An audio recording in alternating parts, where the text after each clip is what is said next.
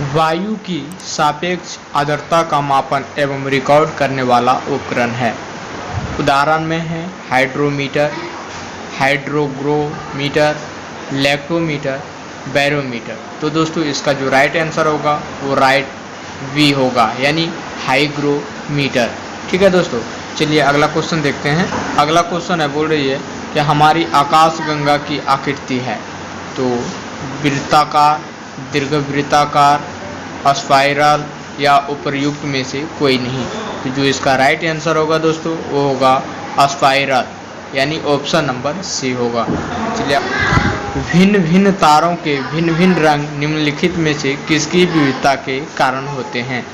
तो ऑप्शन है तापमान, दाब, घनत्व या इसमें विकिरण। तो इसका जो राइट आंसर होगा वो है आपका ऑप्शन नंबर ए, यानी तापमान। नेक्स्ट क्वेश्चन है, बैटरी के प्रचालन का मूल सिद्धांत है। तो बैटरी के प्रचालन का मूल सिद्धांत कौन सा है दोस्तों? अम्ल आधारित अंतरक्रिया या अपोहन, जिसे डायलाइसिस कहते हैं। ऑप्शन सी विद्युत अपघट्य या उपचयन। तो इसका जो राइट आंसर होगा वो है दोस्तों विद्युत अपघट्य, यानी ऑप्शन नंबर सी होगा। चलिए अगला क्वेश्चन देखते हैं।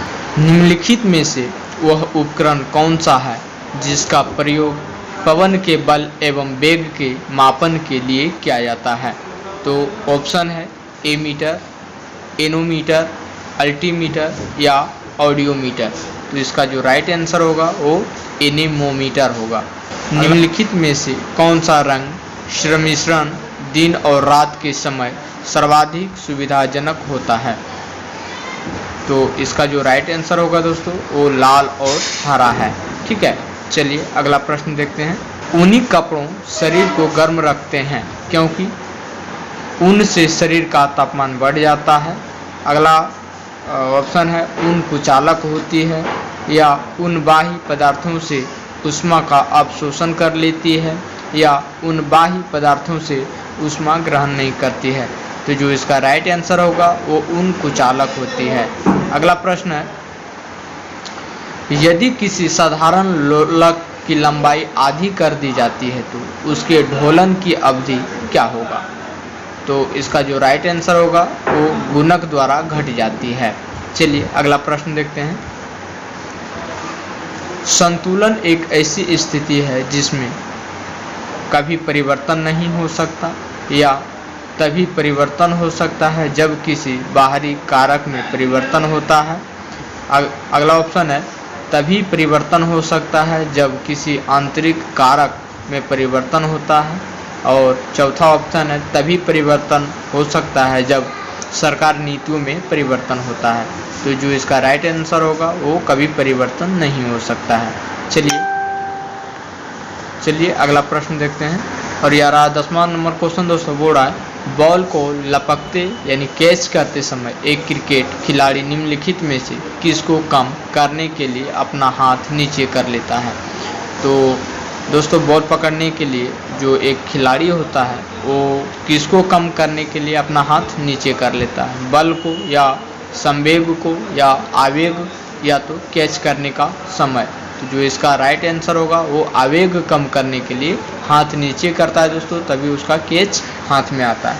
ठीक है, चलिए अगला प्रश्न देखिए। अगला प्रश्न बोल रहा है, भू स्थिति तुल्यकाली उपग्रह निम्नलिखित में से किस ऊंचाई पर परिक्रमा करता है? तो इसका जो राइट आंसर होगा वो होगा एक निश्चित ऊंचाई पर।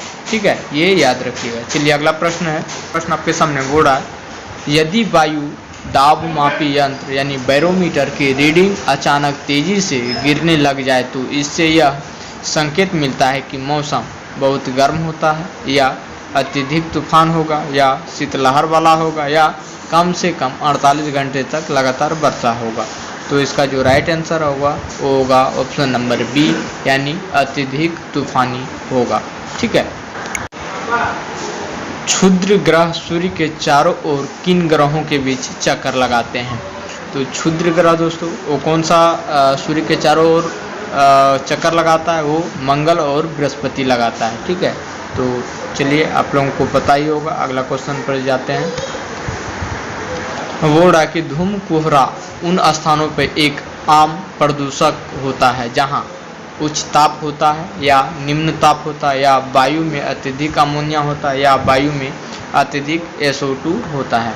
तो जो इसका राइट आंसर होगा दोस्तों वो होगा वायु में अत्यधिक SO2 होता है। ठीक है, चलिए अगला प्रश्न देखते हैं। माध्यम के तापमान में वृद्धि के साथ प्रकाश की गति क्या होता है, यानी बढ़ती है या घटती है या वैसी ही रहती या सहसा गिर जाती है। तो जो इसका राइट आंसर होगा दोस्तों वो होगा वैसी ही रहती है। ठीक है, तो चलिए अगला प्रश्न की ओर देखते हैं। बोल रहा शीतकाल में कपड़े हमें गर्म रखते हैं क्योंकि वे ऊष्मा प्रदान करते हैं या ऊष्मा का विकिरण नहीं करते या वायु को शरीर के साथ संपर्क में आने से रोकते हैं या शरीर की ऊष्मा को बाहर जाने से रोकता है। तो इसका जो राइट आंसर होगा वो शरीर की ऊष्मा को बाहर जाने के लिए रोकता है। ठीक है, चलिए अगला प्रश्न देखिए। रेफ्रिजरेटर में शीतन किस प्रकार होता है।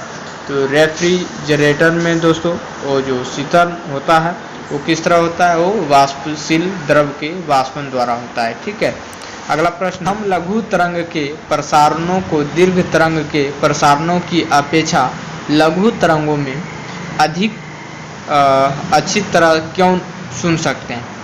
तो क्यों सुन सकते हैं दोस्तों, तो जो इसका राइट आंसर होगा वो होगा लघु तरंग पर वायुमंडलीय विलोद का प्रभाव नहीं पड़ता है। चलिए अगला प्रश्न देखते हैं। और यार अगला प्रश्न बोल रहा इलेक्ट्रॉन सूक्ष्मदर्शी का आविष्कार किसने किया था।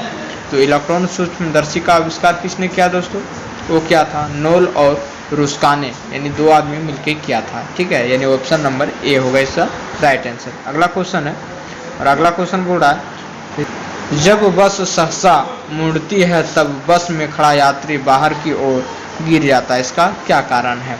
तो जब दोस्तों बस मुड़ता है तो यात्री जो उसमें खड़ा रहता है वो बाहर की ओर गिरने लगता है। तो इसका क्या कारण है, तो गतिज का जड़त्व के कारण होता है। ठीक है, तो आई होप दोस्तों यह वीडियो आप लोगों को पसंद आया होगा। तो वीडियो को लाइक कमेंट और दोस्तों के साथ शेयर जरूर कीजिएगा। तो चलिए दोस्तों फिर मिलते हैं अगले वीडियो में, तब तक जय हिंद जय भारत।